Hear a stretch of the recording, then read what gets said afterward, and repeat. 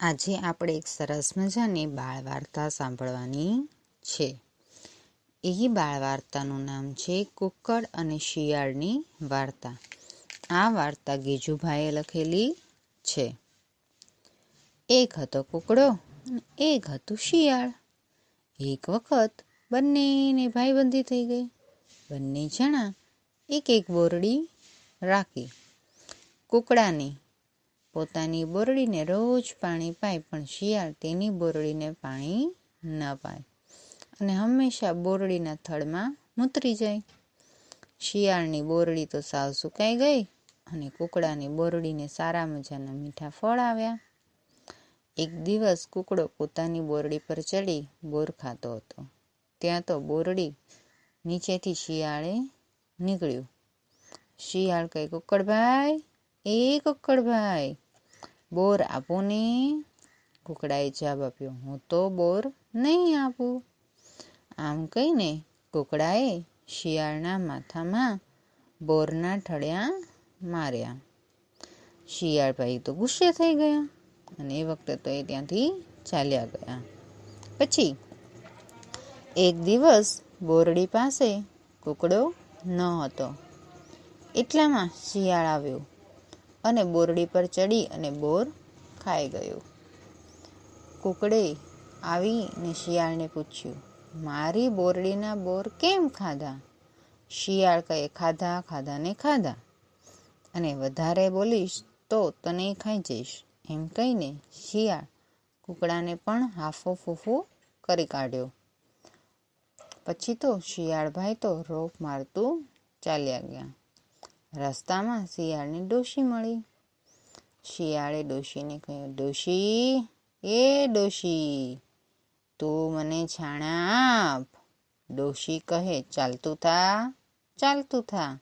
જા, વધારે બોલીશ તો આ ઈંઢોણી મારીશ અને તારું માથું ફોડી નાખીશ.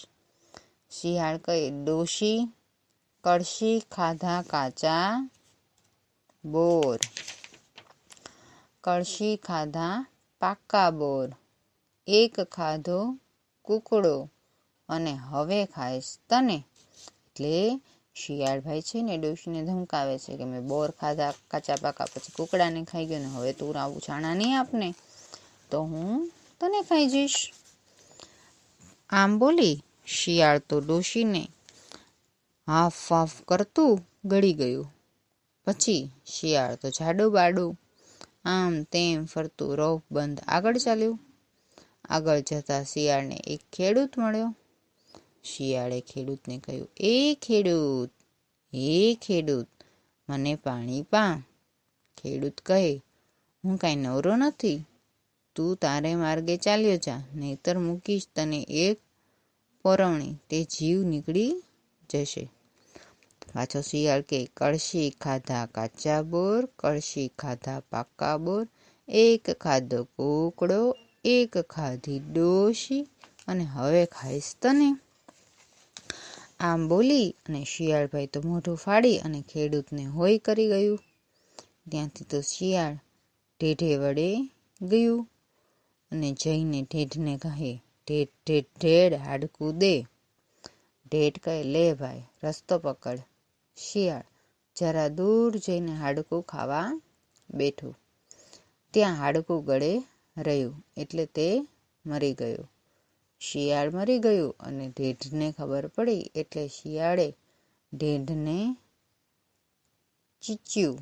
ત્યાં તો તેમાંથી ઘણા બધા બોર, કુકડે કૂક કરતો કુકડો, ડોશી અને ખેડૂત નીકળી પડ્યા. પછી તો સૌ પોતપોતાના ઘરે ગયા અને ખાધું પીધું ને મોજ કર્યું. શિયાળભાઈએ બધાને ખાધા હતા ને પછી શિયાળભાઈ જ મરી ગયા. એટલે અંદર ગળી ગયેલા ડોશીમાં ખેડૂત ને કુકડો પણ જીવતા થયા અને એ પોતાના બહાર નીકળી અને એ પોતાના ઘરે જતા રહ્યા અને પછી ખાધું પીધું ને મોજ કરી. આજે આપણે સરસ મજાની બાળ વાર્તા સાંભળીને. એ બાળ વાર્તાનું નામ શું હતું? એ તમારો પહેલો પ્રશ્ન છે ભાઈ. પછી બીજો પ્રશ્ન કે આ વાર્તામાં કયા પ્રાણીઓની વાત આવી છે? કયા બે પ્રાણીઓ ભાઈબંધ હતા? એ પછી નો પ્રશ્ન ત્રીજો કે બંને ભાઈબંધ પાસે શેનું ઝાડ હતું? પછીનો પ્રશ્ન ભાઈ કોનું ઝાડ સરસ મજાનું ઉગ્યું અને એમાં ફળ આવ્યા અને કોનામાં ન આવ્યા? અને પછી છેલ્લે જે ભાઈ કોણે દગો દીધો, કયા પ્રાણીએ? આટલા પ્રશ્નના જવાબ તમારે આ વાર્તા સાંભળી અને મને મોકલવાના રહેશે. બરાબર? ચાલો ત્યારે વિદ્યાર્થી મિત્રો આવજો. ફરી નવી વાર્તા સાથે આપણે મળીશું.